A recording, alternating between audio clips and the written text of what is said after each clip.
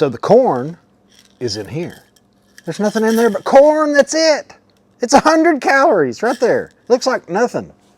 I have got some tips for you today. Before we get going, I want to make sure you guys took your fat pictures. Juan, Nina's already got a good fat picture. Shit, awesome transformation. We're going to do an interview on that later. But all you guys I've been talking to, make sure you take your fat pictures. I mean, hang your gut out and squeeze your titty. Just let it all hang out. Be a sad face, because you're going to want that. You're going to want some good fat pictures, because you're going to have to go back and revisit that. You'll be able to look in the mirror, and then you'll look at your fat picture like, hey, I think it's working. It's working, because the scales are going to lie to you, because you're going to be gaining muscle and losing fat at the same time. I only lost about 10 pounds in my transformation. That's really crazy considering how big it was.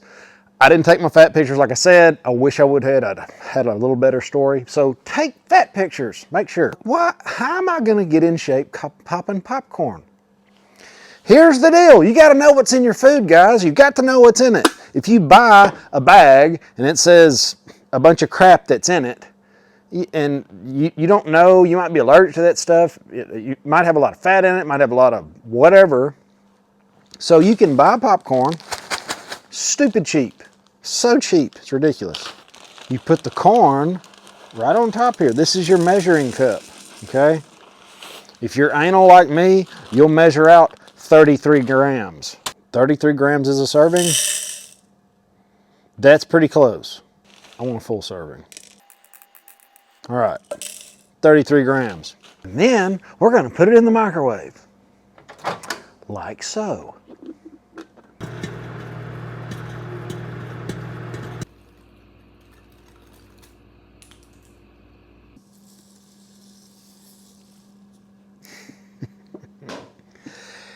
$100 calories. That was some garlic salt.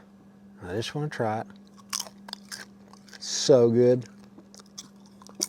It's so good. So, the reason why we would want to eat popcorn, it's low calorie, it's big, it takes you a while to eat it. You can put butter on if you want to. A lot of times I do that. I'll get a little cup and measure out my butter, 10 grams, 15, 20, whatever you got left in your calculator. This is usually a nighttime snack. And I like to dip it. It's like dips and chip.